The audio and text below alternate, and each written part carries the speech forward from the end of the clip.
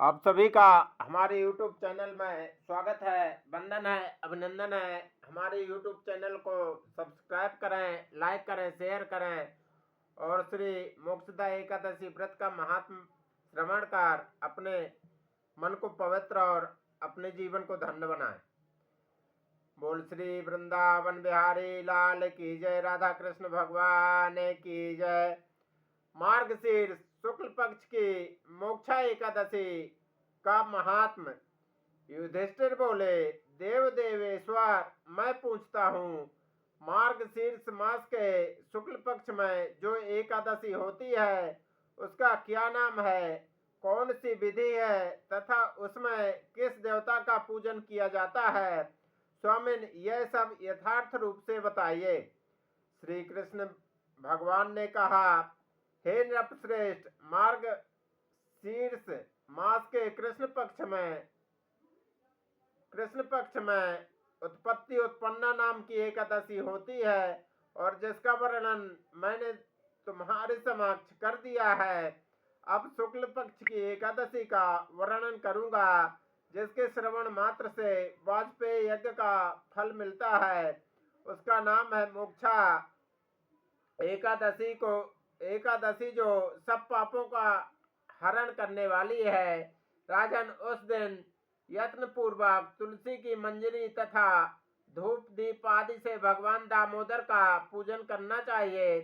पूर्वोक्त विधि से ही दशमी और एकादशी के नियम का पालन करना चाहिए। मोक्षा एकादशी बड़े बड़े पातकों का नाश करने वाली है। उस दिन रात्रि में मेरी प्रसन्नता के लिए नृत्य गीत और स्तुति के द्वारा जागरण करना चाहिए। जिसके पितर पापवश नीच योनि में पड़े हों, वे इस पुण्य दान करने से मोक्ष को प्राप्त होते हैं। इसमें तनिक भी संदेह नहीं है। पूर्व काल की बात है। वैष्णवों से विभूषित परम रमणीय चंपक नगर में बैखानस नामक राजा रहते थे। वे अपनी प्रजा का पुत्र की भांति पालन करते थे। इस प्रकार राज्य करते हुए राजा ने एक दिन रात को स्वप्न में अपने पितरों को नीच योनि में पड़ा हुआ देखा। उन सबको इस अवस्था में देखकर राजा के मन में बड़ा विस्मय हुआ और प्रातःकाल ब्राह्मणों से उन्होंने उस स्वप्न का सारा हल कह सुनाया। राजा बोले, ब्राह्मणों, मैंने अपने पितरों को नरक में गिरा हुआ देखा है। वे बारंबार रोते हुए मुझसे यूं कह रहे हैं कि तुम हमारे तनुज हो, इसलिए इस नरक समुद्र से हम लोगों का उद्धार करो। द्विजवरो, इस रूप में मुझे पितरों के दर्शन हुए हैं, इससे मुझे चैन नहीं मिलता। क्या करूं, कहाँ जाऊं? मेरा हृदय रुंधा जा रहा है। द्विजोत्तमो, वह व्रत, वह तप और वह योग जिससे मेरे पूर्वज तत्काल नरक से छुटकारा पा जाएं, बताने की कृपा करें। मुझ बलवान एवं साहसी पुत्र के जीते जी मेरे माता पिता घोर नरक में पड़े हुए हैं, अतः ऐसे पुत्र से क्या लाभ है? ब्राह्मण बोले, राजन, यहाँ से निकट ही पर्वत मुनि का महान आश्रम है। वे भूत और भविष्य के भी ज्ञाता हैं। नृपश्रेष्ठ, आप उन्हीं के पास चले जाइए।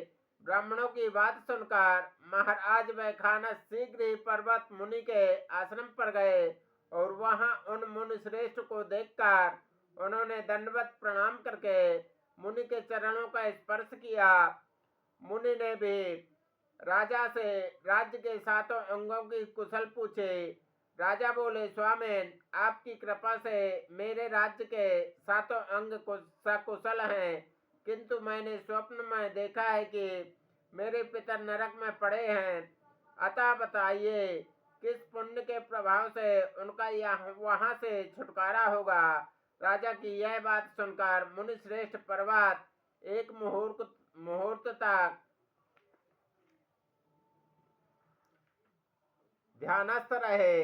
इसके बाद वे राजा के राजा से बोले, महाराज, मार्गशीर्ष मास के शुक्ल पक्ष में जो मोक्षा नाम की एकादशी होती है, तुम सब लोग उसका व्रत करो और उसका पुण्य पितरों को दे दो।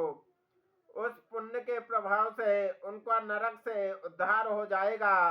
भगवान श्री कृष्ण कहते हैं, युधिष्ठिर मुनि की यह बात सुनकर राजा पुनः अपने घर लौट आए।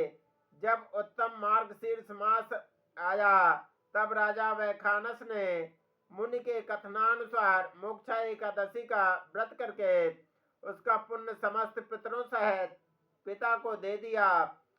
पुण्य देते ही क्षण भर में आकाश से फूलों की वर्षा होने लगे।